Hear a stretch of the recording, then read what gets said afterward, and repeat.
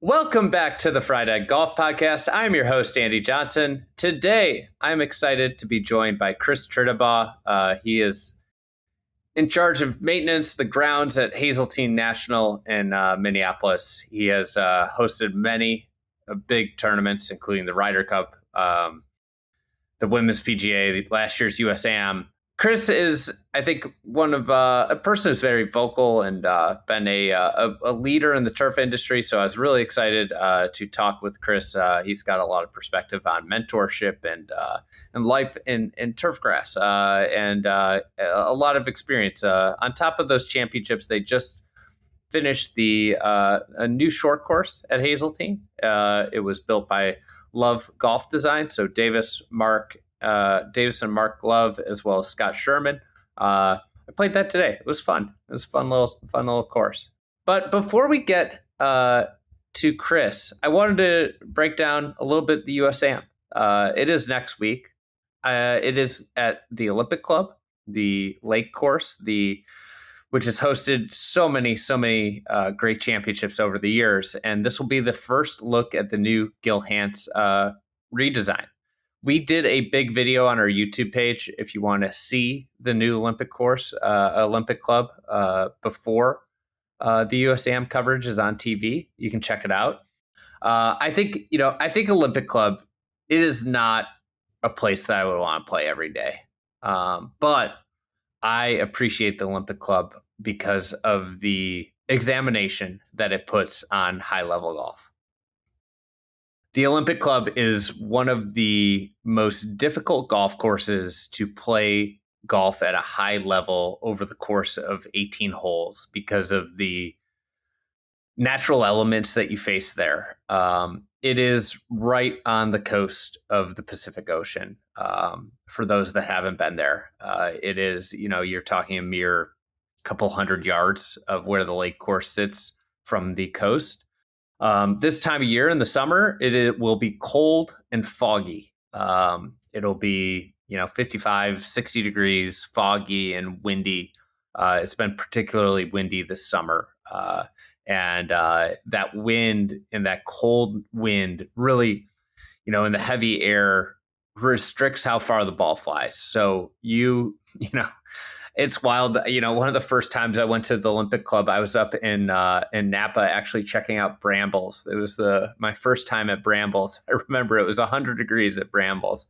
And I drove down to Olympic Club with Cameron for our team, and it was like 55 degrees there and foggy. It's like wild juxtaposition. I think like the elements naturally roll the ball back. And that's why this week will be an interesting television event, because you're going to see these young players that hit the ball a mile be a bit restricted because of the elements. On top of the elements, and I think this is part of it, is that Olympic Club is a very severe piece of land. It feels like you're playing on the side of a mountain. A lot of it is a giant sand dune, but what it constantly does to you is it makes you play to targets that are uphill or downhill and fairly small in terms of the greens, uphill or downhill, and from lies that are very tilted. So you often find yourself with lies that are side hill downhills or side hill uphills. And what it does is it really tests your ability to hit great iron shots, hit really solid irons from uncomfortable lies and execute them the correct distance.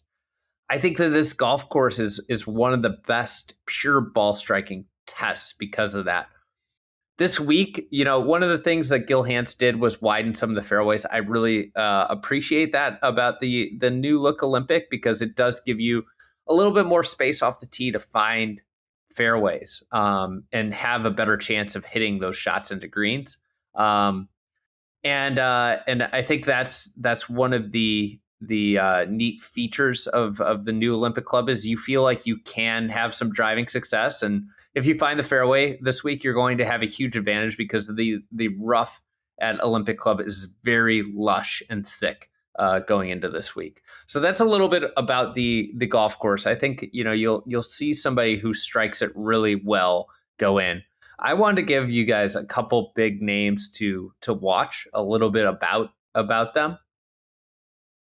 So I think the biggest name in amateur golf right now is Jackson Koiven. Obviously, last summer was Luke Clanton was going crazy. Jackson Koiven has been sensational. He's the number one ranked amateur in the world. He's been a two-time SEC Player of the Year in his 2 years at Auburn. He is phenomenal. He's played in a number of PGA Tour events, 3 PGA Tour events in the last couple weeks. He finished 11th at the John Deere. He finished 6th at the ISCO, the opposite field event in Kentucky. And he finished 5th at last week's Wyndham.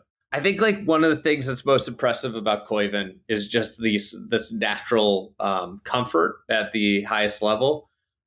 Pro golf at the PGA Tour level, I find one of the things that's underratedly difficult. Like you see these young kids are so good and they can shoot really low rounds. They can put it together. But the thing at the highest level that's so impressive is the day-to-day consistency that it takes to finish in the top 15 of a PGA Tour event. Like you frankly just can't really have bad days. Your bad day, you have to turn your bad day into 2 under par at a lot of these places or 3 under par. It's like, and then you have to go back the next day and shoot your 66. Koiven playing against, the ISCO, obviously a weaker field, but you're talking about the Wyndham and the John Deere had the best fields they've had in years. Real PGA Tour players and playing at this level, I don't think it's necessarily a surprise. And from what I've gathered from people that are more intimate with his game, all-world driver of the golf ball, all-world putter, potentially, a generational putter of the golf ball. So that's Jackson Koiven. He's locked into the Walker Cup team coming up. Next one I wanted to highlight, Ethan Fang. He plays at Oklahoma State. He's had a sensational year. The Oklahoma State won the national championship. He was a part of that team, and a big part of that team, one of their best players. He won the amateur championship, and that was obviously a huge championship that gets him into the Open and the Masters next year. And that's major, AM event. He finished runner-up at last week's Western Am, so he's just having a sensational year. He is on the Walker Cup team. Ben James, star player from Virginia, has played in some PGA Tour events. Maybe hasn't had the best year. He lost to Fang in the round of 8 at the Western Am, but a guy that could win US Am would not be a surprise if he did. Sensational player out of Virginia. And then my wild card will be, I think for the Walker Cup, what will be fun to watch. I think there will be one young kid on the Walker Cup team, and there are 2 candidates for it. There is Miles Russell, who was the youngest player ever to make the cut on the Korn Ferry Tour last year. I believe it was last year. He made the cut at age 15. He's played in a lot of big time events, and he's played in a bunch of pro events. He's won a bunch of junior events. He won, I think, the Sage Valley Invitational this year. He would be probably the prohibitive favorite for that Walker Cup team. I think the person that with a really good week could nip at his heels and get that young spot for a high schooler is Luke Colton. Luke plays out of Frisco, Texas, and is committed to Vanderbilt. And he has had a really good summer, really consistent summer. Got to the semis of the U.S. Junior. But Miles is 16th in the world amateur golf rankings, and Luke Colton is 24th. So that's just something to watch. I think there's probably one spot on that Walker Cup team for a junior, and one of those 2 guys could lock it up this week. So that's a little U.S. Junior or U.S. Am content for you. Before we get to Chris Tritabaugh, today's podcast is brought to you by Toro. Up and down ham and egg, to list the great golf pairings, we can now add the Toro Workman MDX and electrification. For more than 2 decades, the Workman MDX has been the superintendent's trusty sidekick, a rugged utility vehicle for whatever the job. And now it's the same, except the Workman MDX Lithium is powered by Toro's proprietary Hypercell lithium-ion batteries, meaning the charger's on board, ready to be connected to any standard 120-volt power outlet, whenever, wherever. Less time checking batteries and more time getting stuff done with the same power and durability. That's another great golf pairing, a win-win. Visit toro.com/golf and reach out to your local Toro distributor for more information. Big thanks to Toro. I'm up here in Minneapolis for the assistant superintendent conference that they put on every year. It's always fun. I come every year, and it's great to kind of meet a lot of the up and coming superintendents in the game of golf and see the programs and education that they're giving them here at Toro HQ. So always a fun week to meet some guys that will be, head superintendents in the industry in the coming years. So without further ado, let's get to Chris Tritabaugh.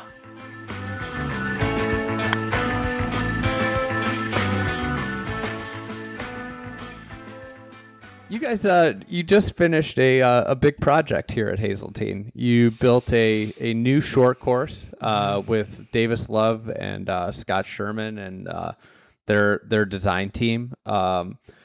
How's it been? Obviously, you've been involved here with like a lot of big projects, with most of the championship-oriented projects. Yep. What was it like building a new amenity that was not rooted in championship golf? That's such a great question because it was such a different experience. And you're right, like the whole, especially, and this isn't to downgrade the KPMG, which we held in 2019 and the USAM, which we held last year. But the Ryder Cup was it's such a feat of just watching this whole construction take place around you and just sort of organizing it. And to me, building the short course, which is my first golf course construction sort of project, was a lot like that. Like it was a lot like managing all these different things and these different entities. And you had the contractor who was here, Dunnett Golf, built it for us, and you're dealing with the architect, and then you had irrigation people coming in, and you're trying to sort of like get all these people. And it's not like I have to tell them what to do; they know what they're doing. But just getting people pointed in the right direction, and making sure that it's going the way that you want it to go, which was a lot like what we experienced during the Ryder Cup, especially with the outside entities building all the structures. It was super fun. It was more fun than I thought. I've talked to superintendent colleagues in the past who have done big construction projects like that. And I'm like, man, I don't think so. I don't think that's for me. I hate dirt. I don't like dust. I don't like mud. I really like it when the golf course is grass and I can go out and walk on grass. And sometimes the grass is a little bit wet, but mostly like my shoes don't get so dirty. And, I like it like that. And this particular colleague said, I don't know. I think once you do it, you're going to really love it. And I really did. I really loved it. I still hate all those things. I hate the mud and the dust and all that sort of thing. But, it's just so much fun to see that happen from the beginning to the end. I remember when we first started, which was last year in June, kind of last week of June, we started, and they started to scrape the material off that we had on the that was there before, and they started to push the piles of dirt up that were eventually going to become the green sites. And I sent my brother a picture, and it was like a bunker sort of roughed in and some piles of clay that were eventually going to be sort of knobs and mounds in the middle of the green. And I'm like, look at this. This is the green. And I sent him the picture of the drawing that Scott Sherman had done for the green. I said, this is the green. Can you believe this? So he's like, it just looks like piles of dirt to me. But every part of it is exciting. Every portion, it's sort of like, it's really like being a parent. Every portion is, when you're doing it, you're like, this is my favorite part. This is my favorite part. And then the next part comes and you go, oh no, this was my favorite part. And then you look back on it and you're just like, you just loved every bit of it. It's all the way down to, I imagine, especially with a short course, watching people play it. Mm-hmm. That's 100% right. So you do this and you always imagine the whole way you're going through, you're like, what are people going to think when they play this? How are they going to play it?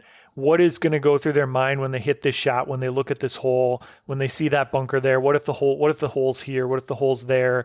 Can they, what's going to happen to the ball? And just a general idea of like, what's the ambiance going to be out here? When people come and you stand and you look out on a golf course, and this short course is 10 acres and there's no trees. So you can see the whole thing from every spot on the course, basically. And to just stand there and watch people move through the course you kind of imagine what that's going to be like. And then to see it actually happening when you've sort of done it again, I'm going to use the parent thing. It's like your kids grow up. My kids are now a senior in high school, sophomore in high school, and we have a 5-year-old too. But like our two girls, our oldest are, you watch them interact with other people and you think, oh my gosh, like in some ways we did this, and in some ways it just kind of happened, and they're good kids and they do all the right things. And now you get to see them like go out into the world and, be good people and talk to interact with other adults and other kids. And you think, wow, like we made that happen. Like we made these, we had some part in what these kids are. And so that's a lot of what it's like, is to stand there and watch people like, you did it and you got it and you made it happen, and you with all this help, and now it's grass and people are playing golf on it. And you're just like, we had such a part to play in like making these people enjoy this and have such a good time out here. And that's really, people have really enjoyed it. It's funny, when you're on site at a project, there's you get done with a day out on a project, and there's like you feel the dirt on your face. Like there's a taste to it. But our superintendents that get into this, there's like a real like adrenaline and an addiction to growing, to the idea of doing the construction superintendent. So much so that there's like a whole group of superintendents that almost chase jobs around the country based off of, are they doing projects?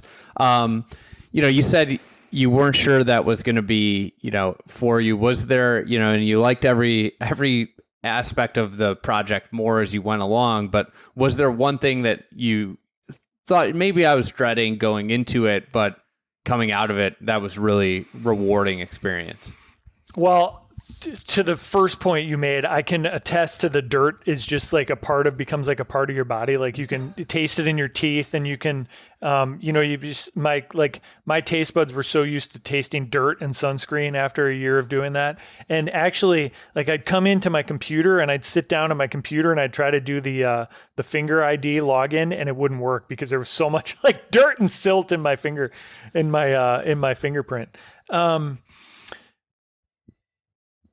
I'm sorry. Now I've forgotten the other part of it. What was the thing that you maybe were dreading a little bit? Oh, dreading. That you came out and said, like, I really enjoyed that aspect of it. I think what I was dreading is sort of, okay, I mentioned before how I love taking care of the grass, and, the grass is sort of in a steady state, and you're just fine tuning, and you're getting the conditions that you want. I think what I dreaded about it, Andy, was,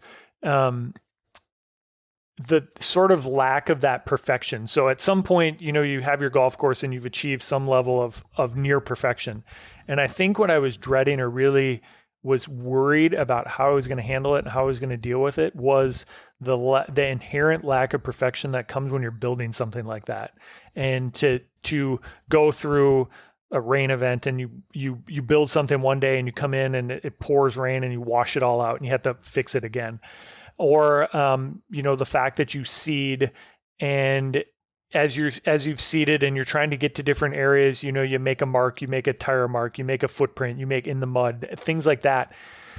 And what I really did was, as I would see those things, I would have to tell myself all the time, like, this is going to be okay. This is going to be okay. A year from now, this is not even going to be an issue. It's going to be gone. We're going to fix it. We're going to sod it. We're going to reseed it. We're going to smooth it out with top dressing, any of those things. And I just kept telling myself that all the time. And eventually it became, if you call it like a mantra, where I didn't have to tell myself that. I just knew that. And then I could go out and I could walk around the project. I could walk around the courses it was growing in and think to myself, like, I just let those things sort of pass me by, making a mental note of, like, here's an area we want to deal with, we want to do something with, but not being so super concerned about, that in that specific moment, that wasn't exactly the way we wanted it to be. How did your, obviously you guys, especially in a project, you have a huge turf operation already, one of the bigger facilities in the Midwest, I would say, and you're obviously you've hinted at your perfectionism. I think like one of the things you're known for in the industry is your management and your your meticulousness nature of really getting the most out of people, getting the most out of your facility. How did the way you approached your people and managing the project change versus your day-to-day prior? I think it's interesting you mentioned perfectionism. I wrote something about this last year. I think it's actually the last thing that I've wrote. I've been so busy that I just haven't been writing much, but I wrote about how we should try to embrace this idea that we can never really achieve perfection. And it was the title of the piece was Excellence Over Perfection. And not that we shouldn't strive to be excellent, but we should let perfection sort of be something that we know is unattainable. And that was a part of this project it's the nature of golf. That's right. Also, that's why people love golf so much. Exactly. It's never going to be perfect. And that doesn't mean not being perfect doesn't mean it can't be exceptional. I mean, that's not the case at all. So nobody should think that by saying that I'm saying, well, I'm just happy with okay. That's not it.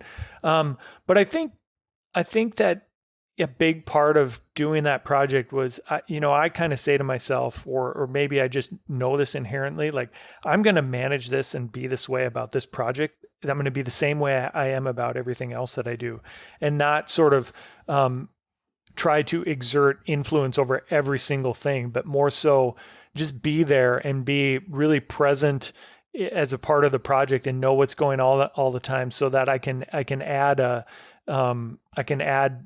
input to it as necessary, but also let the people who are there that know what they're doing, let them do their job. I talked to Paul Dice, was the superintendent on the job, and we've worked with him at Dunnick for over 10 years.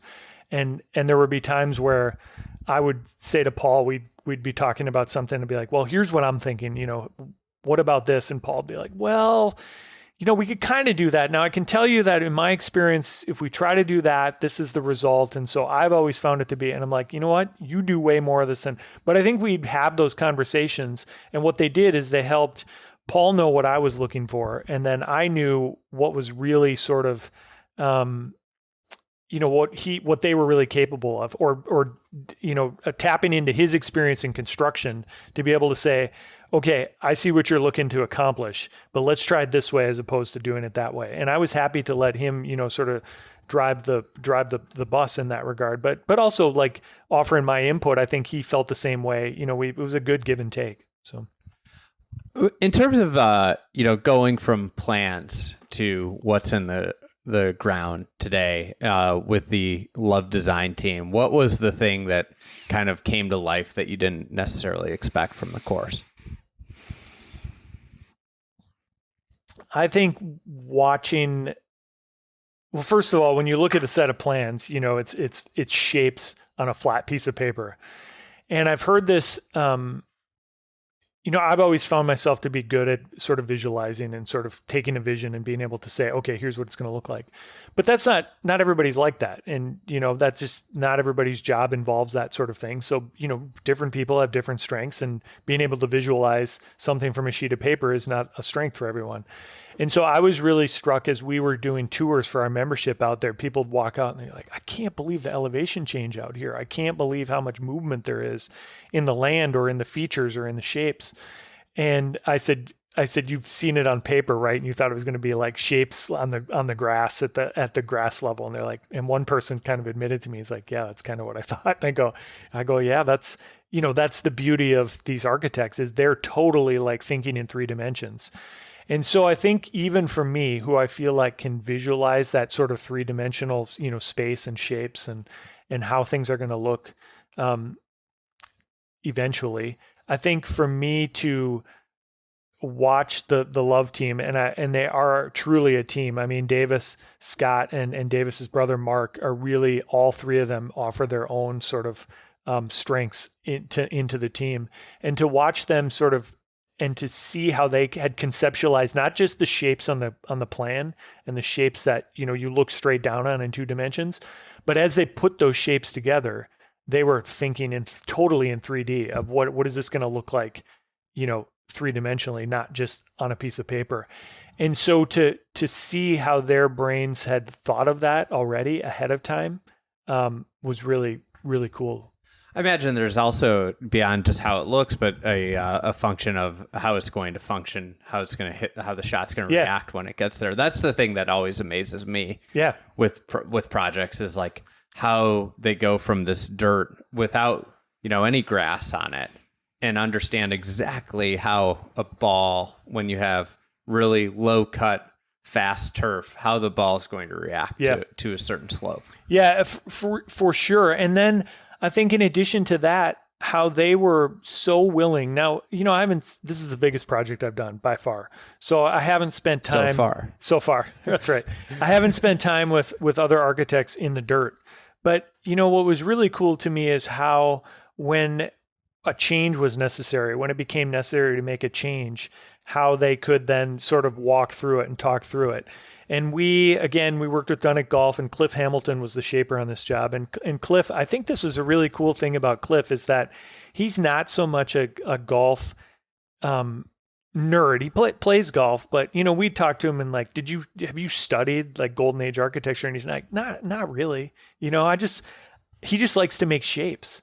And he knows, how to move water and how to make shapes. And so you really get this sort of like 3-spoked wheel in which everybody's sort of looking after everybody else. And you've got, I'm making sure the builder's, building something that we can maintain, and the architect is designing something we can maintain. But the builder's then also making sure that I'm not coming up with these wild ideas, or the architect, and it just, you can see how it just kind of, everybody kind of checks up on everyone else.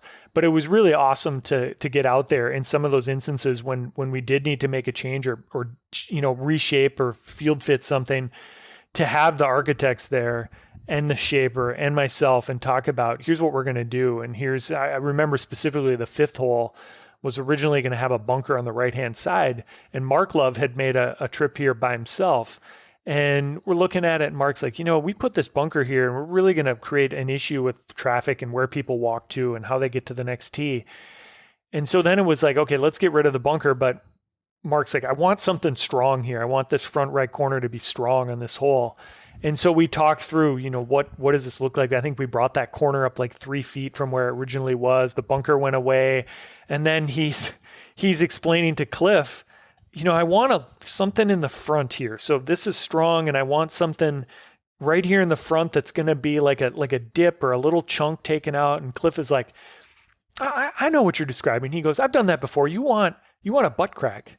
You want a butt crack in the front. So anyway, so we've had a good time with that terminology on that green. But there's this cool little like chunk taken out of the front of this green, and the corner's high and strong, and there's a principal's nose bunker behind it. And to stand there in the dirt and talk through that, and then see it come to fruition. And today the pin I played this afternoon, and the pin is right up on that front right corner, and it looks like it's just standing up there, like, sitting up there all by itself. And those are the kind of cool things that I'll never forget about being, going through the part of the project. Once you maintain the grass and it's in a steady state like that, those kind of big decisions and those like big visionary sort of thinking in 3D things go away a little bit. And now, it's a different thing, but gosh, it was super fun.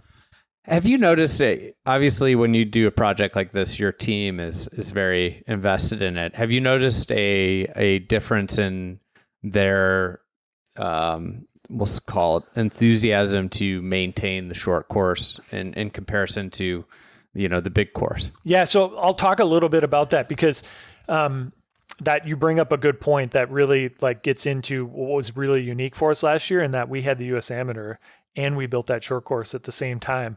And, I've had colleagues who are like, gosh, that seems like a crazy thing to do. And, it never even entered my mind when we were talking about the timing of this and making this project happen and hosting the AM at the same time. There was never a point where I'm like, oh my gosh, I don't think we should do this. It's going to be too much. Just immediately I start thinking, okay, how are we going to do this? How are we going to, and really what I did is it was to identify sort of a part of the team that was going to focus on the main course. And assistant superintendent, he's moved on now. Chad Blank was here last year. And really I said to Chad, I'm like, you were going to be the guy, my main point of contact on the main course. And that's going to be your role. And then Ryan Paul, who has taken over and still here, he's the senior assistant in charge of the short course. And I identified those two and I said, you're going to be the point people on these two projects. And they both, like the skill set that they had, were really perfect for that particular role. And Ryan really loves he's our guy. If we need to move any dirt around here, he's the guy that gets in the equipment and moves it around. And so I knew that would be perfect for him. And Chad is just was a calming influence and a really good leader. And so Chad was great for that. And so I broke that up, knowing that I need you to stay here and concentrate on this, and I need you to stay there and concentrate on that, so that I can go to one and get filled in or bounce back and forth. And it really, really worked well to be able to do it that way. And since that, as I said, Chad's moved on, and Michael Aiken has taken over as a senior assistant here on the main course, and he's just picked up where Chad left off. And Michael's been with us a long time, and so he does a great job. So really sort of defining. And there's some crossover. They'll both work on each spot. But I'll tell you, I think the pride in both teams, but sort of both sides of the team, the pride that, hey, we took this existing championship course and got it ready for a major championship. And from Ryan's standpoint, to be on the short course and to be like, hey, I was the guy out here every day. He just knew everything that was going on. Like every day he'd come in and be like, hey, they're going to pull irrigation from here to here today. And they're going to shape, Cliff's going to shape that bunker, and he's going to finish off the third green today. He always had that sort of, so I just instantly could talk to him for 10 minutes and know exactly what was going to go on out there. I think a lot of people would look at adding another course as like, oh man, we're going to have to figure out how to get through this. But in a way, it's got to be nice to be able to empower another person in the way that you've done, kind of dividing like, okay, you're in charge of this course, you're in charge of this course, and it almost provides more pathways for people on your staff. Yeah, for sure. I mean, to see those individuals really, and other individuals too, it's not to say they're the only ones, to really they've just risen up, and they've I think really figured out and it's helped them understand what they're capable of. And from my standpoint, I've always tried to be really good at allowing the team to have a lot of influence on the decisions that we make. And hey, you guys decide what you're going to do, keep me informed. But it really, having those two big things going on, it really made me lean into that even more. I really had to trust them and say, I am not going to see every hole out here on the main course every day. And I need you guys to think like me. I need you to look at it like I would look at it. Think more about the irrigation, think about, how you're going to schedule that, how you're going to plan that, what we need to do. And they really everybody rose to the occasion. So. By adding the short course, what kind of impact did that have on your team, like from a staff count? We've gone up a bit, and I think the first year was always going to be a little exploratory and a little bit sort of half and half. So we built this course last year, got it seeded in the fall, opened up this year, and really kind of grew it in the first part of the year, and then we opened July 12th. And so we've had sort of finishing up grow in and fine tuning and punch listing. And then after July 12th, now it's sort of like your kind of normal operations, and you're doing some of that other sort of stuff as well. So, this year was always going to be a little bit exploratory, and I think we've gotten it pretty close. We've added, we've got a senior assistant on the short course, a senior assistant on the main course. And then we've got two assistants who on the main course who generally just spend most of their time over here. And we've got an AIT who's acting as sort of the assistant on the short course. And then we found about 4 seasonal people for the short course. So we've added, I would say, 5 to 6 sort of seasonal people. And there's a little bit of, at the end of the year, we're going to sit down, crunch a bunch of numbers, and we'll really have an idea of, hey, here's what it takes us on a daily basis to do the short course. So this year was a little bit exploratory, and it's felt at times a little bit sort of, a little bit frantic to get it all done, but overall it's gone pretty well. In terms of, this was a unique project in the sense that you guys have partnered up with Love Golf Design to, explore changes to the bigger course as well. What do you think the benefits of doing the short course project first are for the club, the membership, and your turf team? Before, you guys eventually work on the championship golf course? It's a great question. And there's a lot in all 3 areas. So, I mean, from my own standpoint, I generally don't lack confidence in my own abilities or the abilities of my team, but what it's done is it's showed us like, hey, we can do this. We can do a construction project really well, and we can execute it. And I think that's given us our own sort of internal confidence, but it's also showed the membership like, hey, when the time comes, like, we can see what these guys can do. So like, we don't need to worry about, can this happen? What's the time? How's that going to work? So from that standpoint, it's been great. I think what it's done is very intentionally, a lot of the elements of the short course were sort of done with an eye towards what the main course eventually would sort of drift towards. And so it's going to give us a chance to look at some of those things in actuality and get a feel for how do people feel about, much bigger slopes on greens. Sort of, I don't know if wild contours is the right, but contours, Hazeltine's, the championship course, and people will have seen it on TV. It's not a course that features sort of ground game contours, let's call it that. And so we've got those elements on the short course. So people are going to see that that's it. And I think it's much more shortcut turf. It's, whereas the main course here at Hazeltine is really often thought of, big, thick rough, which it is. The short course features almost none of that. And that's not to say we won't have that when the time comes to do the main course, but the element of, short grass as both, you could almost call it a hazard or a way to test really good players, but also to make it fun for the lesser skilled players or, higher handicaps. So it makes the course a little bit more functional, I think, from again, low handicaps can enjoy it, or can be challenged by it, and high handicaps can have fun. So those elements, different bunker shapes and a little bit of looking at, hey, the construction methods on these bunkers is different than what we have out here. The shape of the bunkers, the style of the bunkers. So people are going to get a chance to see that and get a feel for that. So it gives us it's like a preview. It's a nice preview of what we hope, the elements we hope to move out there eventually. It's got to be nice too, from like a maintenance standpoint. You get to see how you work on how you maintain that long term versus just like a lot of people get handed a new golf course and it's like, figure it out.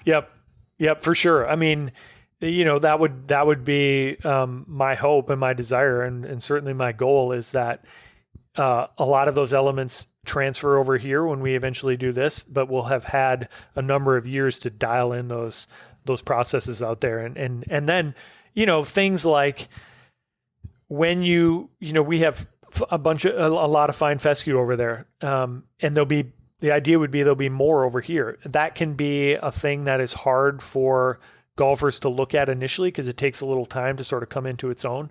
So I think, again, that's one of those preview situations where people can see like, okay, here's what it looked like initially. Here's what it eventually became. Here's how they dealt with it. It took this amount of time. And so the hope would be then that when we do the big course, the main course, the championship course, that, there'll be, again, comfort with some of those elements and confidence, I guess. With the construction project, what did you find to be the most challenging aspect of doing it outside of hosting a major championship as well? I think a couple things. I kind of mentioned it already, but just getting over that idea of that it wasn't going to be perfect. Every aspect of it wasn't going to be perfect. You were going to have to redo things. Rain was going to ruin things. Weather was going to ruin things. You might find, or you build something and you end up not liking it and you have to come back and redo it. So I think that idea that there was this sort of fluid state to everything and you had to just get comfortable with the imperfection. And then, I mentioned it earlier, this is kind of funny, but just me getting over my hatred of dirt. And mud. There'd be days where it rained and I'm just like, I'm not going out there today because I do not want to deal with that mud. And then we'll probably talk about this a little bit more, but this course is surrounded by structures. We built 6 4-bedroom villas. And so we had the sort of unique nature of building a golf course in the middle and then having sort of a civil building project going on around the outside. And so at times the golf course, which was largely done and grassed, was surrounded by this sort of moat of like mud and dirt. And so we still had to cross over the mud to get to the nice, golf course turf that we had. So that's has kind of come to an end, but I had to get over it. Like, if you look down behind you, there's shoes that are still covered with mud back there. And, it's just sort of like, it's hard. It sounds funny. And people might say, well, that doesn't sound like a real thing, but it is. It's hard, especially when your job is to deal with those things. Yeah, I always say this is like when people talk about superintendents like a casual golfer, is I was like, oh, do you take care of your yard? And they're like, yeah. I'm like, how frustrated? Like, I used to have a yard that I took care of before I moved to California, but how frustrated are you when you got like a part of your yard that's not growing grass or a clover or like looks like crap? And most people that take care of their yard are like, oh, it's the worst. I'm like, well, imagine having like 400 acres of that, of like, where you're constantly worried about everything over this massive yard. And it's like your yard might be, a quarter of an acre, and I think that's like, it at the end of the day, like, everybody's job's different, right? But like, part of a superintendent's, anxiety levels are totally centered around how the golf course looks, because it's a representation of how your job is doing. And naturally, dirt is not something you want to be seen, and, whether you're trying to burn out and get really brown and fast, or whether you're, being really lush, like either way, dirt's not necessarily a good thing. Right. Yeah, exactly. You don't, I think I would say, I think you've just made a great point. Like as a superintendent who's, who it was doing his first construction project, I probably would be excused for saying that I don't like dirt, because that's the goal. Like you don't want to have dirt on your golf course. It's funny. I say this to my wife once in a while, and she almost certainly will not listen to this. Maybe I'll like go to this part and I'll be like, hey, you need to listen to this. And hopefully she'll laugh. But, I'm very thankful my wife never listens to anything I do. There's lots of, you can find these things on the internet. You can go to Instagram and find it, and she'll share them with me. The idea of that, a woman thinks that when somebody comes to their house, they're going to open the door and they're going to like run you over, and they're going to go to every room in the house and they're going to like check to make sure that you've vacuumed and you've dusted, and they're going to use the white glove. And, my wife's a little bit like that. Anytime somebody's going to come and visit, it's the whole thing is just gets not a once over. It gets the full detail. I'm in a similar situation. And so I have said to her before, and I don't say this very often because it's not super popular, but if I'm maybe not in the best mood, or I'm not being quite as my jovial self, and I'm a little maybe crabby, I'll say, every day I have 200 people that are going to come over and look at my work and inspect my work and judge my work. And I said, imagine what you feel like when, when 2 people are going to come and see the house. It's a little stressful. And, again, I don't use that comparison very often, but that's kind of what it's like. There are, on any particular day, 100 to 200 inspectors who are coming out to look at our work. And there's a little bit of stress that comes with that. So. A lot of, and well, it's not just 200. I think like the nature of it too is there's a bunch of people that, because they're golfers, think that they know how to maintain a golf course is like the other part of it. It's not like, a lawyer where like I go into a lawyer's office and I don't act like I know the law. Yeah. I think that's one of the back half of like golfers in any golf profession, whether it's turf, whether it's what I do, whether it's a head pro. They come in and they think, well, it's like I've spent a lot of time at golf courses. I know how to do this. I think I've likened it over the years. I've gotten to the point where I used to be frustrated by that. But I think of it this way now. If you think about you're a fan of some team, and I think most people who would listen to this are sports fans, so they know what it's like to be a fan of their particular team, and you live and die with it. And I'm a huge Twins fan. And what they just did on Thursday was like sort of exhilarating and heartbreaking at the same time. And you live and die with that. Thank you for Willie Castro. Yeah, exactly. Yeah. So many people from around the country have thanked me, have thanked the Twins for their contribution to what hopefully will be, a pennant race for them. But you live and die with your team, and you just want your team to be better. And, you sit at home and you think, why would you make that decision? Why would you do it that way? And I really think that that's what happens with golf courses is people look at their golf course, whether it's a private course or that they're a member of, or the public course that they play down the street. And they think, it is like their team. Yeah. And they think, I just want it to be great. And I want it to be great all the time. And, I play it every day or every other day or 3 times a week or whatever it is. And I think I know how it can get better. And so that's what they're doing. They're fans, and they're expressing and that's their way of expressing that they just want their course to be great. And so I've gotten to the point, it doesn't mean that every time I hear a comment or that, I'm just in love with it, but, that's the mentality I've got. It's like, these people are just they're big fans. It's like this is their favorite team, and they just want their team to be great, and they want their team to win. And that's all they're doing is they're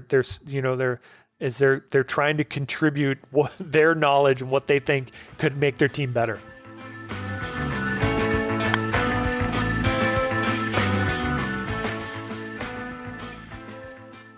All right, let's take a quick break to talk about our partner, Mercedes-Benz.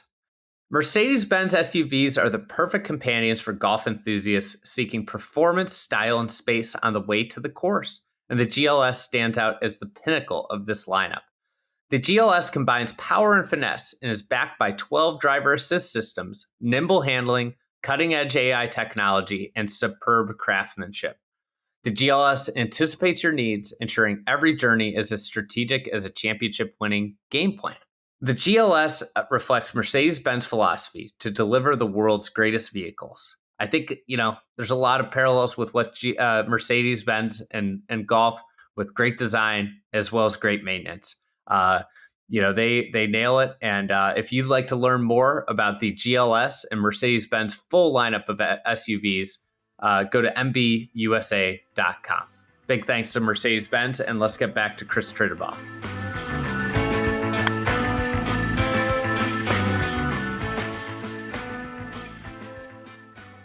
Changing gears a little bit from the short course, you're one of probably the few superintendents in the world of golf that's worked with both the PGA and the USGA on tournaments and tournament setups. How would you say that the goals and the approaches differ or are similar? I think ultimately both entities are trying to get the right, or they're trying to get to a product that will test the best players in the world. And they have different ways of doing it. So Kerry Haig is who generally I would work with on PGA events when we had the Ryder Cup, when we had the KPMG. Kerry was my point of contact on all that. And he came in the first time we ever sat down shortly after I'd gotten the job, and he said, look, as far as I'm concerned, you're the agronomist. You're the expert here, and I'm going to rely on you for information, and we'll talk about what we want to do, and if we need to get some help, we'll get some help. But generally, he's like, I'm relying on you to tell us what we need to do to get to where we want. I'll make requests, but it's a conversation too. He said, I'm not going to ask you to do something that you're not comfortable with or that you don't think that the course is capable of. And, that was a great way. So I did 2 events with Kerry and the PGA of America before last year and working with the USGA. And I really enjoyed it. I really enjoyed that freedom and that trust and that he gave. I've told people, I think during the Ryder Cup, and granted the weather was great, so we didn't have to worry about, sort of restarting events or any of that sort of thing. But during the Ryder Cup in 2016, I mean, I think I spent maybe an hour, maybe 2 hours total the whole week talking with Kerry about sort of, what we were going to do. I mean, most of the times I remember one time we were out on the course and I was walking through an area and he was coming through in his cart, and he's like, in his sort of very like wonderful English accent that he has that's been sort of sanded down by years in the States. He said, "Oh, fancy meeting you here." And, we just had a 5-minute conversation about what we were going to do that night. And he's like, mostly he's like, "Hey, keep it going. Like, same thing, we're good." And so it was wonderful to work with him. And he's a good friend and a person that I have a huge amount of respect for. And then last year we worked with the USGA for the USAM, and Ben Kimball was the staff in charge of that event, at least from an inside the rope standpoint. And the USGA is different. I think everybody would know that. They have their agronomy team, their championship agronomy team. And Darren Brevard was here, and Darren and I have known each other for a number of years. And Darren specifically told me that he wanted to work this event because the chance to work with us and with our team. So that was really flattering. And so, we had a great relationship as well. And I won't say I think many people think that that's a big, heavy-handed thing. And I think if they feel the need to get involved to that level, they will. But in our experience, it was great. They're like, "Hey, you've done this before. We're not going to have you reinvent the wheel. We're not going to try to reinvent it for you." They're going to come in. Darren and his team did their data collection in the morning, which is a protocol that we generally go through here on a daily basis. So it was nice to, quite honestly, just have them have to do it, and I didn't have to worry about it.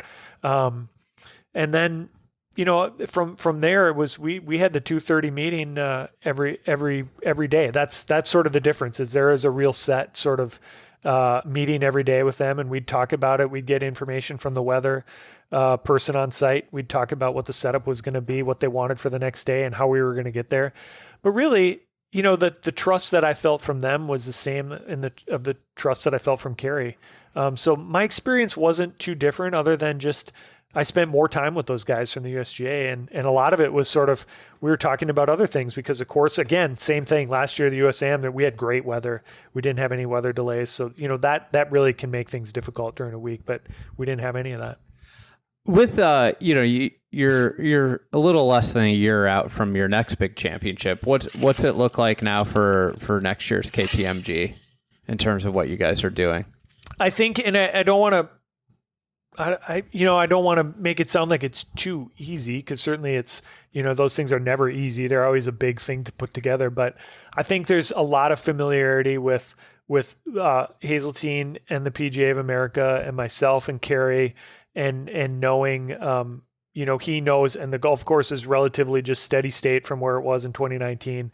So he really kind of knows what he's going to do and how he's going to set it up. And I think he has a lot of trust in us that we're going to be able to deliver that. So we've had very few conversations. I know the club certainly has worked with, from a corporate sales and a, structure standpoint, thinking about what that's going to be like. There's been some of that, but inside the ropes we haven't had too many discussions about, what we're going to do next year, but I'm sure those will come here soon. But again, there's familiarity both ways, so there's a lot of trust, which is nice.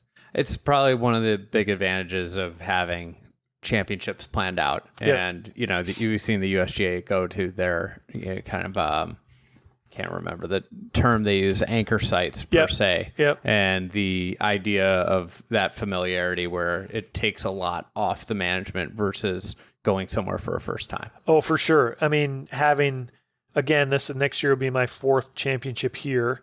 and my third with working with Kerry and the PGA of America. And there's no doubt that that's a huge advantage for both sides, for the club and for the organization. So I can see why that's a nice way for them to set it up. If you could go back to how you felt before your first Ryder Cup versus now, how was that? How is that different? Like if you're being a year out. I think the difference in that's a tough question to answer. I mentioned it before, and I don't want to, sound too, I don't know if arrogant's the right word or whatever, but I don't lack for confidence in myself and my ability to sort of visualize things and come up with a plan and organize and operate. And so leading up to the Ryder Cup, that's my wheelhouse, like that kind of organization. But I think the thing that is different, and it's like the construction project as well, is when you haven't done something, everything is new. So every little experience, whether it be putting together or thinking about how many volunteers you need, or how much equipment do I need to request from our equipment supplier, from Toro, working with them on, hey, this is what we need. Everything's a bit of a guess. And so you're just sort of like guessing, and you get information from colleagues. You go to other tournaments and you kind of see what they're doing, and see what what you might like and what you might want to do, but it is a little bit of a guess, and I think that's the biggest difference for me now is that we have so much information to rely on. I just had a conversation with our tour distributor today, talking a little bit about equipment for next year, and I go, well, yeah, we feel pretty comfortable knowing what we're going to need, and it's probably going to be like the AM. It's probably going to be very similar to the AM. So, that conversation doesn't take us multiple weeks to come up with that list. It might take us multiple hours to come up with that list. So things like that, just the familiarity of it. Yeah. I mean, it sounds kind of like my job a little bit when we undertake like a new project that's different than stuff we've done before. Yep. It's like, well, how's this going to work? Well, we're kind of guessing a little bit how it's going to work. Yep. We have baselines to work off of versus, if you told us to like, how are we going to start a new podcast? Be like, well, we know how to do that. That's like second nature, almost like hosting a championship in a way. I know that you've been pretty open online about turf maintenance and labor. This is a big topic in your industry. Yep. What do you think the biggest misconception that golfers and the outside public have about maintaining a golf course, a championship level golf course like you have, or just a golf course in general? I've been asked kind of some version of that question in the past. What would people be most surprised about, or what would they think? And I think the answer that how much work and thought and effort goes into preparing a golf course that is relatively similar from day to day. I think that with all the different, given that a golf course sits out in the open, in the environment, and is subject to humidity and rain and temperature and sun and clouds and all of those different things, it's not climate controlled. Different shade. 100%. Trees and all that sort of stuff. And, has a lot of golfers going over the top of it every day. Well, it depends on what course you're at, Chicago Golf Club, not so much, but Hazeltine, there's a larger population of people that are traversing the ground every single day. And I think what people would be surprised to learn, or are surprised to learn, when they really sit down and they start to, maybe somebody joins the green committee and they start to sit in on these meetings, is how much thought and time and effort and manpower it takes to have the golf course be consistent from day to day. Yeah, I think and the idea of like that it should be necessarily, yep, like always, or that everything should be uniform. Right. Like I think that's like one of the things that boggles my mind is like, if you look at a piece of property and you just look at like the soil profile of the entire property, there's different pockets of soils that right. that are going to make different areas respond differently to different climates. There's shade that can, and this idea, and it's been something I've thought a lot about, like with turf is,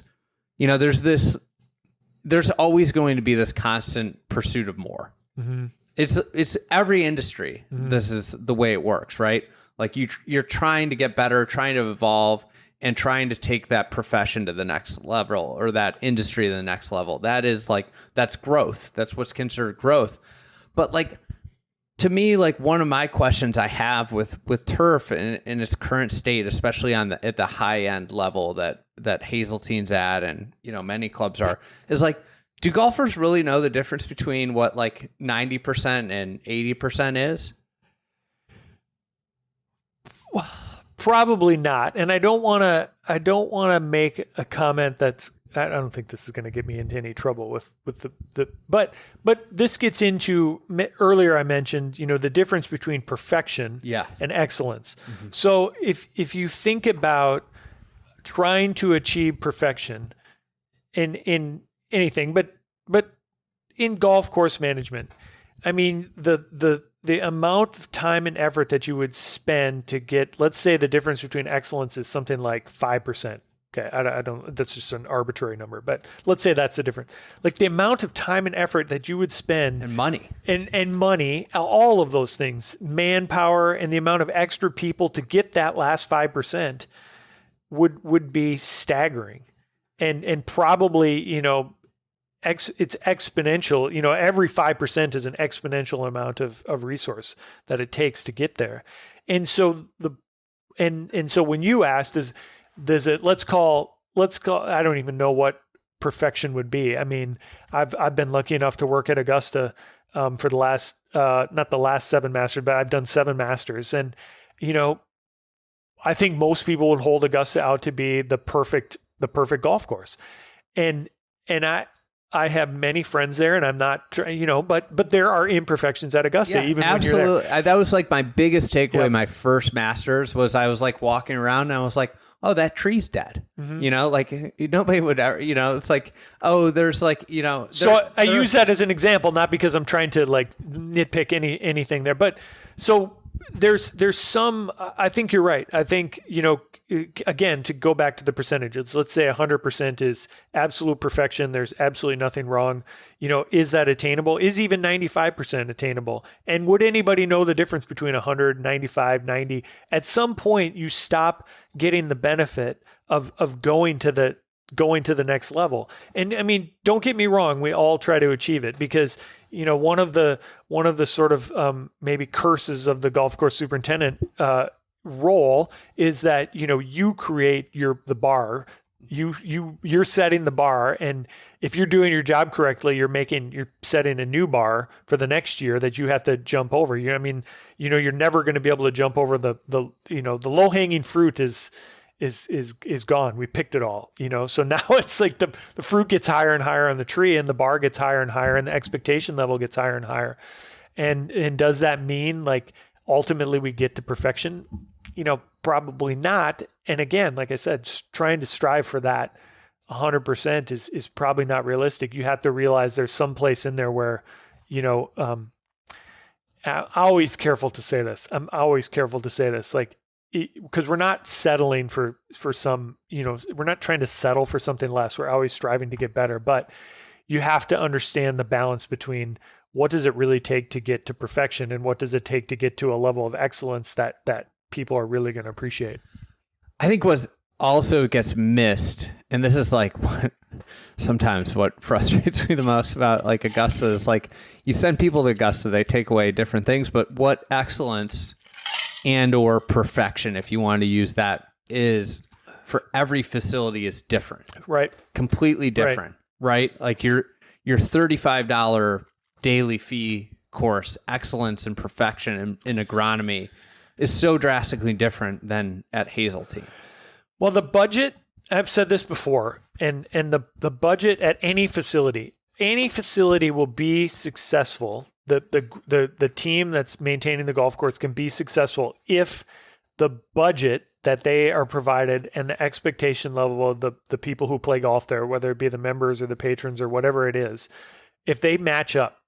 So, I grew up in a small Albany, Minnesota, which is about 90 minutes up I-94 from here. 1,500 people lived there when I was there. And we had this wonderful golf facility right in town. Like the clubhouse was literally downtown, and you're just right there. And then the golf course spread out below it. And I always felt like, that was not a high budget course at all. But I always felt like the expectation of the membership and the budget matched. And because of that, the Tom Kasner, the superintendent that was there when I was there, Tom was successful because he had a budget that matched the expectation of the people that were playing there. And it doesn't matter the facility. If those two things can match up, if they're on the same plane, then that facility is going to be successful. Yeah, I absolutely. I mean, like, expectations is such a, interesting topic with agronomy, because, I think like some of the pursuit the last 20 years of improvement is like, I walk away and it's like, well, like a lot of times I walk away and it's like, well, like sometimes I think some places might be better with less tools, because the green speeds get so fast, or the precision gets so high, and it's like one of these weird things where, like, sometimes, like, for me and my taste as a golfer, like, imperfection actually is some beauty. There's some, like, the rub of the green element of golf, to me, is one I appreciate. I don't mind when I'm on a bare spot, because it's an opportunity. I view it as an opportunity to do something, to hit a new type of shot, a different, it's a test of your overall skill as a golfer. And, I think like to me, like, one of the things that I wonder is, like, where is this all going if 20 years from now we just keep improving at the clip that we're at? Like, what is a golf course going to look like, and what is that going to cost to maintain? It's a good question. I talk about it with colleagues often, or, it comes up, and, we'll just be sitting around and maybe you're having a beer or you're eating chicken wings. By yourself. Well, yeah, exactly. Trust me, when this question comes up, I often think to myself, like, I would like to be by myself eating these. But, the question is, and it's sort of like a rhetorical question, because there's no real answer to it. It's just somebody throws it out and somebody says, where does it end? Like, where do we, what's the end game here? And not the end game, but, when does it stop? And that's the moment where everybody sort of, like, kind of goes, it stops the conversation. Nobody has a good answer. Nobody really wants to answer, because we all know that the answer sort of is probably, to some degree, like, it doesn't stop, progress. And this is anything. I mean, you could think about it from a technology standpoint. And like, the important thing here is, like, this is what you're supposed to do when you get in a role, is to, like, improve stuff. Yep. Like, this is just naturally how, like all industries are improving at, like, for the most part, are improving at rapid rates. Yep. Like, yep. you as you brought up technology, like, think about technology today versus 10 years ago. It's like, what is the stratosphere? There's a name for it. It has a name, and I don't know that I could come up with it off the top of my head. I'd have to look it up. But there's a name for the pace at which technology improves. Like, it's a certain amount at exponential. Yeah, there's an exponential, and there's a name for it. And I can't. It's like it's some law. I'd have to look it up. But I think that if you are a person in this business who gets caught up in this idea of feeling, of sort of lamenting the idea that we're chasing this never ending, or we're kind of chasing our tail, and you keep asking the question, well, where does it stop? I mean, it's in a group of colleagues, it's kind of fun, and it's, you have a chuckle about it. But I think for me, when it gets down to it, like, I never ask myself that question. I'm never thinking to myself, well, when does this push for excellence, or when does this push for the next level stop? Because as soon as I start to ask myself that question, well, we may stop getting better. And as soon as we stop getting better, well, maybe the membership that I work for might be like, well, is there somebody else who's going to come in here and do this job and improve, keep improving? So, I'm proud of the fact that I think that every year that this is my 19th year I've been a superintendent at 2 different courses. And I'm proud of the fact that every year, every one of those 19 years, I can look back at the end of the year, end of the season, and feel like not only did the facility get better than it was the year before, but I myself got better at doing my job. And whether that be, from a leadership standpoint or team building or how I approached a difficult situation, how I grew the grass or it's not always like were the green speeds better this year than before, but maybe they were more consistent this year than they were the year before. Or maybe, maybe we did a job that we used to have to do with 5 people and we took it down to 2 people, things like that. But I feel proud of the fact that I gotten to the end of every year, and I can honestly, look back and sort of self-assess and say like, yeah, the course was better, the team was better, and I was better. With that, 19 years, how do you feel like you've evolved as a leader and like, a manager over 19 years, and what's changed probably the most? I think the thing that's changed the most is the pace at which, okay, I'm going to try to describe this. I told Andy before we started this interview that I love it. I love not having any idea what the questions are going to be. And this has really been wonderful to sit here and have this chat, because he just said, hey, do you want to do a podcast? I said, you bet. And it's really fun to get these questions on the fly. I think I've gotten better at a couple things. I did kind of get asked a similar question to this a few years ago, and they said, and the question was, it was a colleague, an individual I had known, and then they changed their job, and then I didn't see him for a few years, and he was asking me, he's like, what would you say you're better at now than you were during the Ryder Cup? And I said, I understand my job better. I understand the things I need to do to get the results that we need to get. And I understand exactly what I need to do to get those things, as opposed to sort of like, I really very rarely now feel like I'm guessing at, an input, this chemical, this product, this amount of nutrition. I barely ever feel like I'm guessing. I feel like I really know this is exactly what we need. And if we do this, we're going to get this result. And so I think that's something that today is way different than, and I think that's probably a natural result. Most people would say that.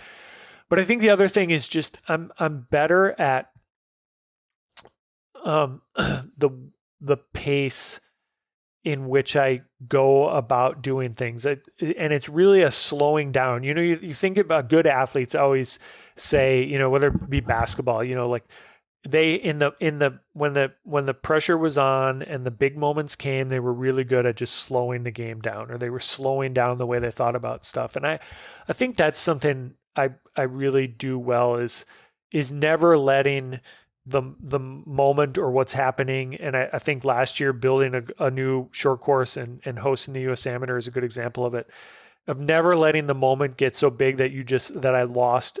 Poise might be a word for it, but I think the way that I think, the pace at which I try to think through things, it was always the same, no matter what was happening or what the problem was. It's like, okay, hold on, let's have a good thought about this, and let's come up with the right solution and the right way to handle it. I think that's that's an important quality, because naturally your job has some chaotic nature to it, specifically because you guys have like a set time every day that stuff has to be done by. And when you have like a hard deadline, it opens yourself up to chaos, in the sense of like, when something goes wrong, it has a chain reaction down. Yep. Where like all of a sudden all these things, and you have to make on the fly decisions, and you have to respond quickly to these, different changes. Yeah, it is a really good, I don't know that I do know. Here's something that's interesting. So, as I mentioned before, part of our project was these villas. The club built villas for overnight stays for members and guests and national members and such. And there's one of the things they've had to do is they've had to, for us, taking the short course and sort of adding that to our operation was, I don't want to say it was easy, but it was familiar. So we were doing new things over there, but familiar things. And so for the rest of the club, it's they've added something that's unfamiliar, having to clean rooms, change over rooms, and basically run a hotel. And I was thinking about that, how there's a unfamiliarity for them and it's something new, but then at the same time, you think, okay, so a guest's going to leave, you got to turn that around so a new guest can come in. And I thought, that's kind of what we do every day on the golf course. I mean, we turn that golf course over every day, pick up the trash, move the tee markers, fill the divots, move the holes, fix ball marks, mow the grass, and that's where I referenced earlier that I think people would be surprised at the amount of thought and the repetitive nature of having to do these things that over and over and over again, so that what they experience and what they play is relatively similar from day to day. It's a little bit like, I have a friend, a superintendent friend who we kind of joke, because I love baseball and he hates baseball, and he's like, what do they play? What is this, the 400th game? And, the Twins have just played the Cubs for like the 30th time this year. He just jokes about how the volume that Major League Baseball has. And I said, yeah, but here's the cool thing about it. I said, it's so much like our job in that, unlike the NBA and the NFL, where you get days off in between, and you might play once a week or you play 2 or 3 times a week. Baseball, you got to do it every single day. So if a baseball team goes out and plays a terrible game one night, they got to come back and play again the next day. And that might be negative or that might be a positive to them. But it's similar to us in that there's just this sort of like repetition of this is going to come tomorrow. And we are going to have to do this again tomorrow. And if we don't do this again tomorrow at the same level we did it, or a better level than we did it yesterday, then we're not going to achieve what we're trying to achieve. And it's this sort of relentless nature of it that I really enjoy. But I think, if you're not, as you kind of said, Andy, I've been wandering around here on this question or your statement, but as you said, if you're not thinking clearly or holding your poise in that instance, it can really get off the rails quickly, because another day is going to come, and then another day after that, and another day after that. And, pretty soon you've got 4 days that have just knocked you over. And, guess what? People still come to play golf and they still want to experience what they're experiencing. And so you have to stay ahead of it, and you have to do it every day. Yeah, the baseball analogy is a good one for almost every profession in a way, because the thing about work is if it's not going well, you still got to go. Yep. And if things aren't going well for a baseball team, you tend to see it just spiral, or you see what, a team like the Brewers are doing right now. Everything's fine and dandy for them. It's and I think that's a comparison. It's one of the things that is very relatable about baseball is the day in, day out grind of it, where it's very similar to what people that work every day feel. I was just reading something about Derek Jeter, and it was from the Baseball 100, Joe Posnanski. It's an unbelievable book. It's 900 pages, but it's 5 pages, 5, 6, 7, 8 pages on his top 100 players ever.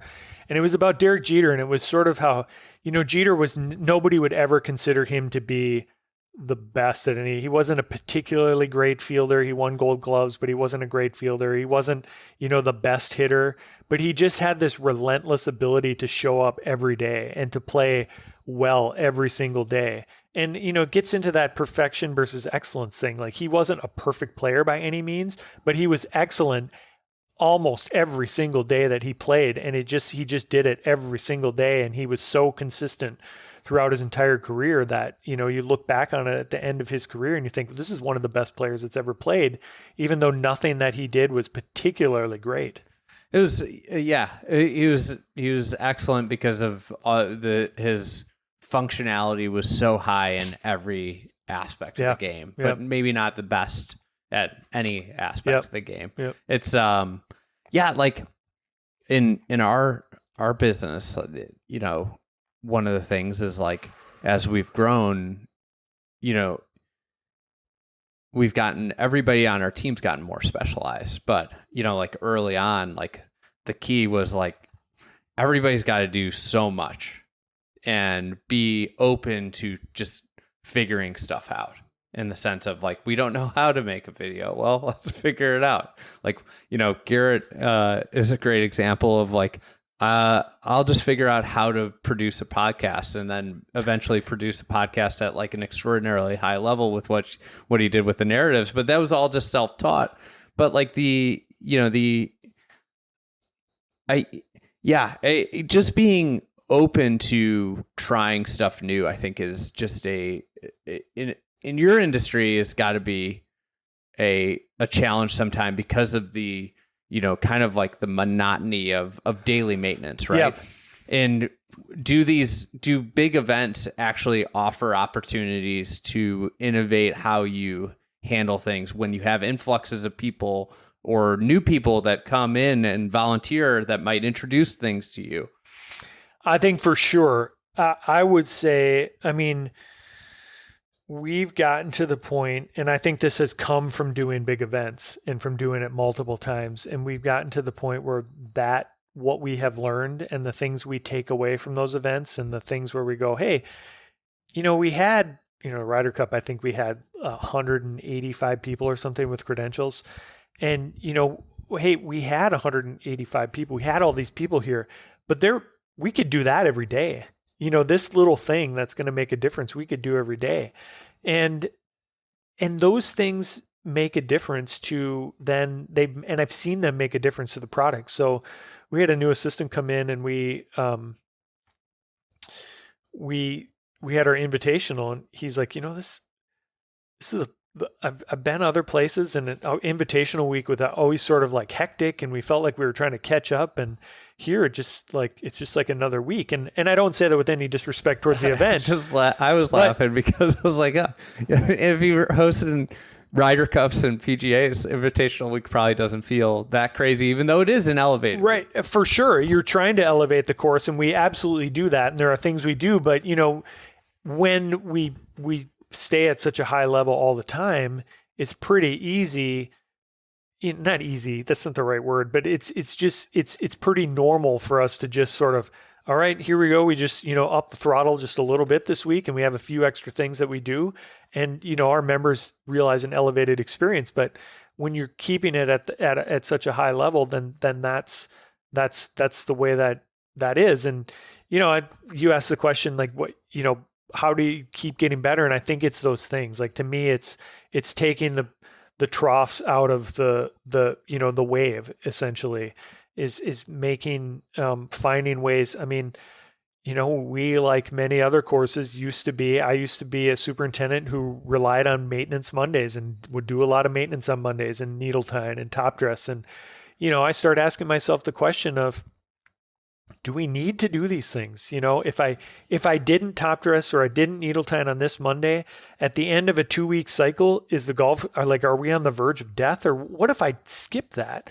And so I started asking those questions and then looking into, okay, what would it take to maybe not do that all the time and give our members this experience that is the same every day, whether you come out on a Monday, a Wednesday, a Friday, a Sunday. And we've gotten to that point, but you have to ask those questions. You know, if you just make the assumption that, well, Mondays are for maintenance, and so we're going to do something and this will make the course better. If you just assume that, and I'm not saying that those things can't make the course better, but if you just assume that that's something you have to do because we've been given this time on a Monday and we need to make it happen, you know, and I think you're limiting how high you can go. I think those are the questions that people in any industry, but in the superintendent industry, need to ask themselves to start making those incremental gains that we've really sort of gotten ourselves, the point we've gotten ourselves to. Because it's not as easy to to make improvements as it once was, as we keep getting better. Kind of last couple questions here. What would be your advice to a young person thinking about getting into the turf world? Well, one, I think it's a really rewarding industry. I mean, I love it. But you have to love it too. You have to love it. You need to be really curious about what you're doing. I told one of the guys who's an intern for us this year, he was spraying some herbicide on some grassy weeds out on the short course. And when he came back in, I said, you should be curious about what you just did. So tomorrow, go out there and look at how the plant is impacted by what you sprayed and see how it changes, and read the label of the product that you sprayed and find out, go on the internet and find out what the mode of action of that product is. And how does it kill this grass, but not this grass? Those are very interesting things. And the curiosity that a person has about those things is what's going to lead them to, I think, continue to be interested in a job that, as you said, can be monotonous. It can get that way. So I think that's one thing. I think, we talked before about how I've sort of changed my mindset on being criticized or being commented on about the golf course. And I think people really need to accept and understand that the challenge that can come and accept the challenges that come from all different directions on making us better. I mean, I get challenged all the time from members, from colleagues, from people within our own staff, challenged to be better. And instead of getting defensive about that and saying, well, you don't understand and you don't think of it, you don't know what's happening, and just take the challenge to be better and say, okay, I am going to how can I make myself better from having heard that commentary from, my boss or this member or somebody on the crew. And then I think just be patient. Young people in this industry, I think you used to be able to come into the industry and you could just set your sights on, back in the 90s when golf courses were being built like crazy. You could set your sights on, okay, I'm going to do this job for 5 years and then this job, and then I'm going to be a superintendent. It doesn't really work like that anymore, but be patient and get yourself to a place that fits what you are as a person, and see if you can find a course and work for somebody and be at a place that really fits you, and just get to be good at the job that you have. Too many people, I think, get in there and I got to be a superintendent. I got to learn how to be a superintendent. I want to be a superintendent. But if you're really good at the job that you have, whether that be, spraying the grassy weeds on the short course or mowing the greens or cutting the holes, be really good at that job, then get good at the next job. And if you want to be better and you want to get a job beyond what you're at right now, just be better at the job that you have. And I think that's the best way to continue to advance. Yeah, patience. I feel like it's the hardest thing when you're young. I think about me in age 25. I was very impatient with my career, but it's being able to sit back and think about long term, where you want to go and have that long view with the decisions you make on a daily basis is such a challenging thing when you're in your early 20s and late 20s even. Just having that perspective of I'm going to get there. And then, now, it's I feel like with life, a lot of life is me looking back at myself and being God, I just did not really think the way I think now. And it's or have the knowledge. And I think just patience is, especially if you're in a good spot, it's such an easy thing to look at the next thing and be that's going to be better. But being in a good spot is always the best position to be operating from when you're trying to advance your career. I think that's right. I mean, I think you've made a good point in that, too often people think, it's the age old story of the grass is greener. Yes. And, too willing to go for something that this is going to get me there faster. This is going to be, but if you're in a good place and you're learning a lot of things and you enjoy the work, that's really important. You enjoy the work and you enjoy the people that you're around, then, be okay with hanging out there. And I understand there's financial implications that come with that. And that's a different part of it. And you can get as deep and as granular on this as you want to, but if you're enjoying and you're learning a lot and it gives you satisfaction, then don't go running away from it just because you think it could be better somewhere else. Yeah. Last question. If you've obviously done construction now, you've got a future construction project that will be on the books at some point.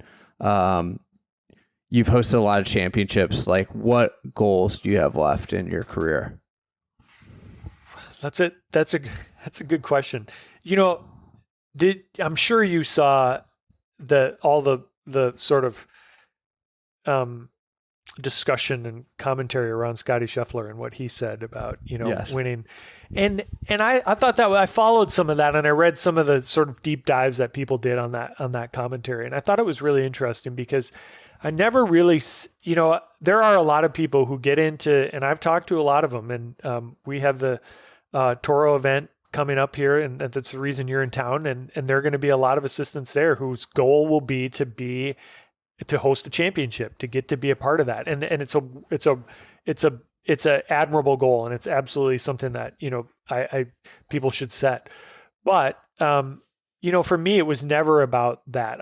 I wanted to, kind of the things I just mentioned, like I wanted to have a job that I liked, that would be able to support my family, but also allow me to have enjoyment and to learn continuously and to continue to and to get better.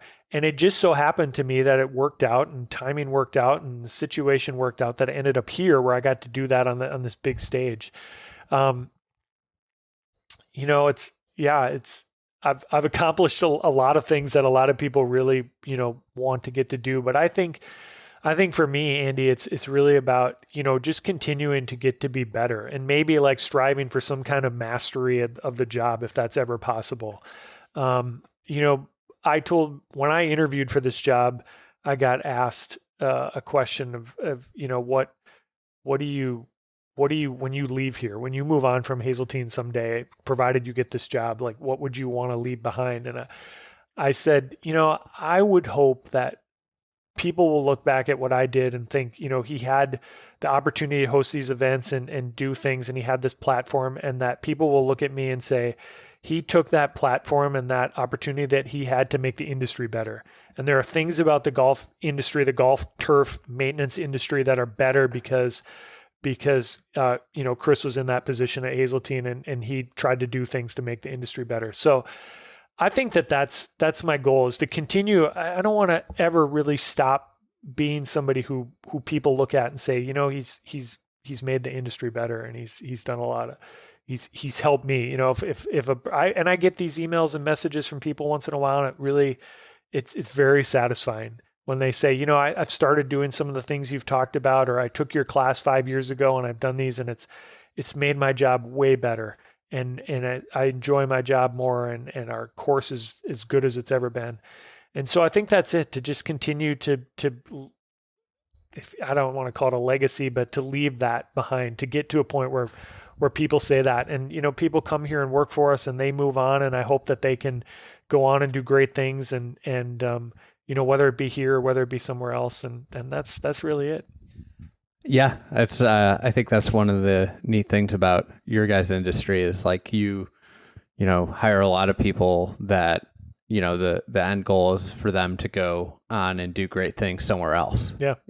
And I think that's neat. And I would echo your thing. Like, the most appreciation I get from my job is when I hear from people that say, something that we made had a lasting impact on their life, beyond, not any of the other kind of metrics, but more the impact it has on people's lives and the game in general.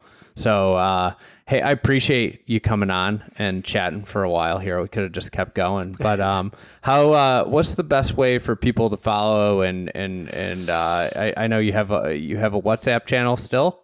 The WhatsApp channel fell off. So my social media stamina is just evaporated. I think there's a lot of reasons why a lot of people's social media. I used to do a lot of Twitter, and I tried things like that. I do have a Substack that I have written.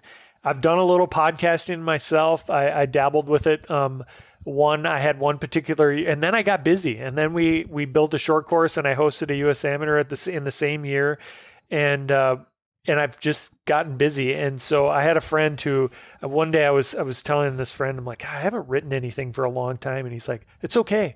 That's a hobby. It's not your job. You have a job. It's a hobby. And, it's okay if you're not doing it. So, I think that the Substack that I've written, you can find me. They just look up Chris Tritabaugh, Substack. I'm sure you'll find it. CT_turf. That's probably the best avenue that people can go to find, really a lot of stuff that we've talked about today and some more deep dives on some of that sort of thing. Awesome. Well, appreciate you coming on, and look forward to round 2 at some point. Yeah. Thanks, Andy.